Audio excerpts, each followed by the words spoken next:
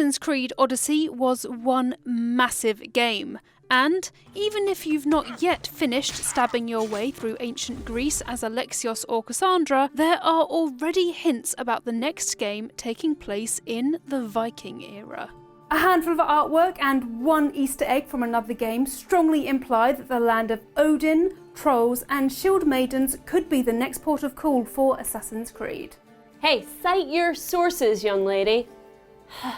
Oh, you want evidence? Don't worry, I got that handled.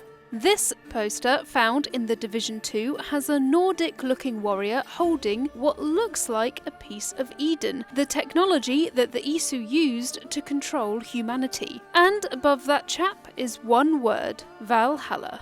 Aha! I've heard of Valhalla. Valhalla is the Viking feasting hall where the honoured dead, those who died in battle, feast with the gods for all eternity. And that one word is just as Viking as berserkers and elves, so don't worry about those, because Zoe will explain them later on. Yep, I sure will. Also, floating around online are these bits of Viking concept art from Michelle Nucera, who worked at Ubisoft Milan as a concept artist from 2015 to 2018. One of them was for a personal project, but they sure as heck look like they might have been exploratory concept art for an Assassin's Creed Vikings game. That's all the evidence I've found so far, even if that last bit was a tad circumstantial. But if you still remain unconvinced that the next Assassin's Creed will be all about Vikings... I'm convinced. Thanks, Aoife. Then I'm here to convince you otherwise, as there are a bunch of reasons why the Viking era is the perfect fit for the next Assassin's Creed. From berserkers to Valkyries to trolls, there are so many things that make the Viking era an ideal period for assassins. So here are 10 reasons Assassin's Creed should visit the Viking era. First up, boats. Sailing across the high seas was a big part of Odyssey, as well as Assassin's Creed Black Flag, of course. As Ubisoft has put so much time into making naval experiences a core part of the most recent Assassin's Creed, it stands to reason that if the next Creed takes place in the Viking era, ships are going to be a big part of it.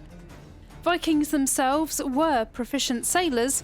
How do you think they raided other countries after all? So having your own longship is an obvious must.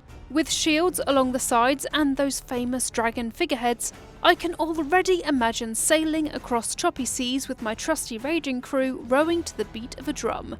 This time around, in addition to fighting other ships, you could also fend off sea monsters, as those grim Viking figureheads weren't only intended to scare enemies, but to deter the monstrous creatures hiding in the depths too. Come to think of it, naval battle was a part of Odyssey, and a Viking Assassin's Creed could take it that one step further with ship-to-land battles in the form of raids. After fighting off your foes, looting nearby houses quickly to get some sweet loot would be your priority, before leaping back on your ship and sailing away as fast as the waves will carry you. With a combination of naval and on-land warfare, raids would be way more of an undertaking. Of course, that means that the rewards would be even more, well, rewarding. Your longship wouldn't just be for raiding though. Like in Odyssey, where you sailed to different islands to get region-based quests, sailing to surrounding Scandinavian countries like Denmark, Sweden and Norway, as well as Iceland, Greenland and the United Kingdom, could potentially make up the next Assassin's Creed's boatload of quests. Each island could have an overarching main quest about the country's or region's troubles, with optional raids along the coast and leaders to beat, maim or stab into submission. Speaking of fighting, you've heard of berserkers, right? Of course you have. The famed Viking fighters wore wolf or bear pelts, berserker means bear coat in Old Norse, bit their shields like this guy. Oh. No, not that guy. This guy, and threw themselves into battle with an almighty bloodlust. Famed Norse writer Snorri Sturluson, I'm probably saying that name wrong, but remember it because I'll be getting back to him later, wrote that berserkers rushed forwards without armour, were as mad as dogs or wolves, bit their shields and were strong as bears or wild oxen, and, according to him, neither fire nor iron hurt them. So, for those of you who prefer melee combat rather than sneaking or archery, a berserker skill tree is a no-brainer for a Viking Assassin's Creed. The final skill could have you taking bog myrtle. That's the hallucinogenic plant some think berserkers ate to induce their bloodlust. I'm sorry? What? Did she say hallucinogenic? Yep, you heard me right. To be temporarily invulnerable and terrifyingly powerful. If Berserker is the name of the melee skill tree, your sneaking or ranged abilities could be linked to the vulva. Yes, I know what that sounds like.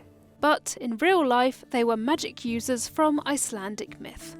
Back in ye olden days, vulva were typically female shamans or seers, and they used magic to manipulate wars. People believed that by weaving on a loom, vulvas could break or mend limbs by loosening or tightening knots, and in that way they were thought to fight on the battlefield remotely. Although it's doubtful whether your assassin would carry a loom everywhere they go, using the vulva's magic as a way to explain your stealthy abilities does make sense. Turning invisible and making bodies disappear sure as heck sounds magical. So, the skill tree to do with pure assassination could be tailored to fit the activities of vulva in Icelandic myth. Mind you, because Volvers fought from a distance, their magic can bleed into the long-range skills your assassin can typically learn too. Very true. Either way, having your abilities rooted in vulva's magic could be the way Vikings understood your assassin's legendary bloodline, thinking that you had some kind of magical blood in your veins.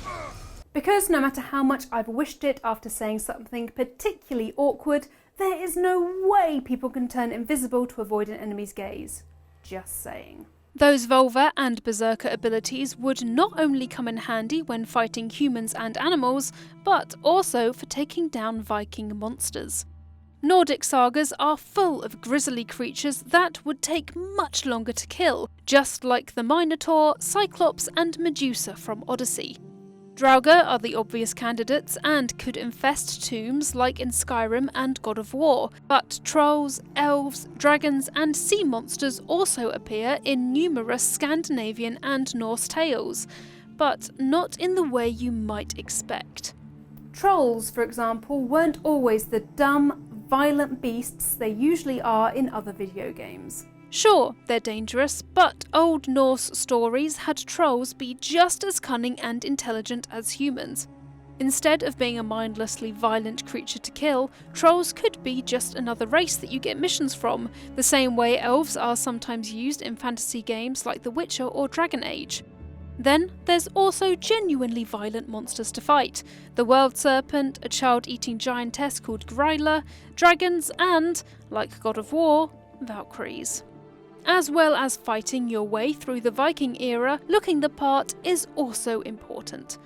Nowadays, some might think Vikings were grizzled, hearty and dirty folk, but way back in ye olden days, they were known for the attention they paid to their appearance.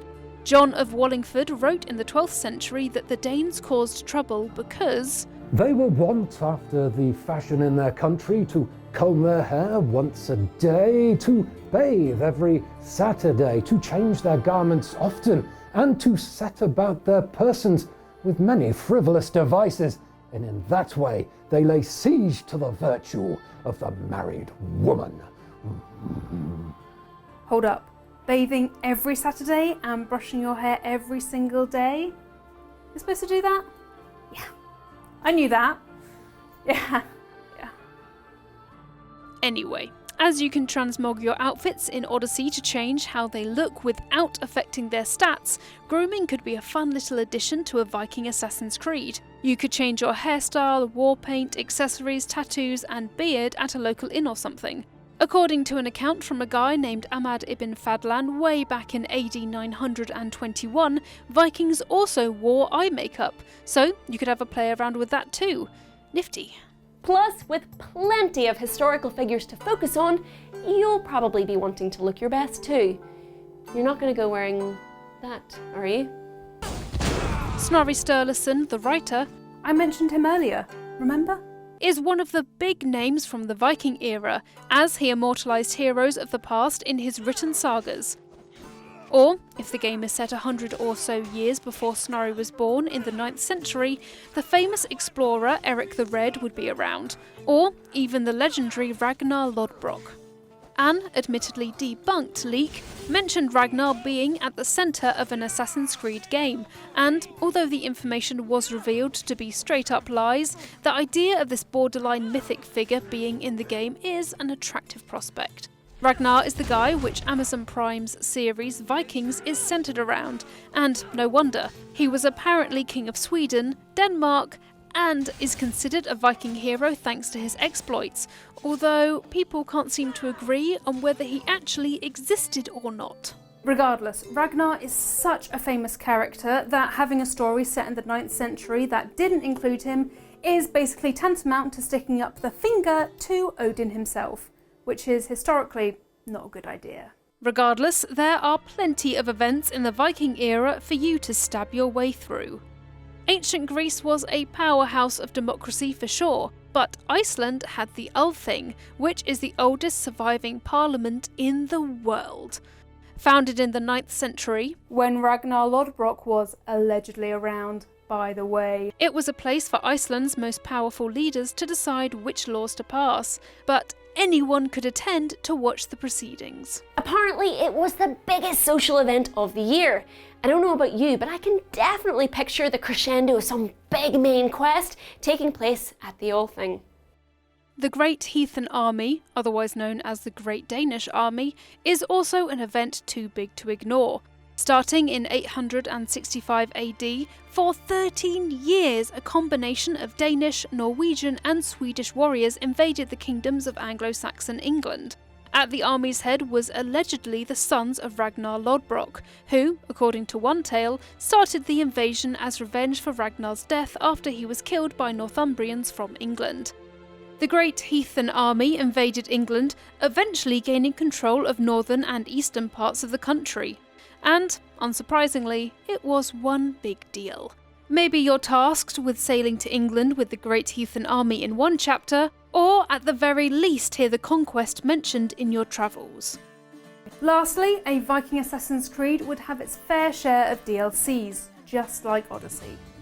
Perhaps one DLC in a Viking Assassin's Creed could be all about the elves, otherwise known as hidden folk. Hidden folk were assumed to be living alongside humans in their own world in medieval Iceland, and in these stories, elves apparently led surprisingly ordinary lives. You might have to voyage into their land to help them out, or discover that these hidden magical folk are a lesser type of Isu. Of course, there's always the option of going to Valhalla in a DLC too, and you can bet that that place, like Atlantis, would be filled with Isu. So, those are the 10 reasons Assassin's Creed needs to visit the Viking era. Yeah, when you think about it, there is a lot that slots in perfectly to the revamped RPG formula Assassin's Creed Odyssey kicked off. If you tend to think that Vikings are damn awesome too, why not subscribe to our channel, hit that like button with the fury of 1,000 berserkers, and tap that bell icon to get notified whenever we roll out a brand new video. Who gave Ian a sword? Oh. If you want more Eurogamer content, there's videos on the screen, here, hopefully, right now. And until then, all that's left to do is to grab a horn of mead, or some bog myrtle, if you're adventurous, and join me in praying to Odin himself for a Viking Assassin's Creed to be announced soon. Bye. And hit that bell notification. Oh shit. Oh. Say that, just throw it in. Meep meep. Turning invisible.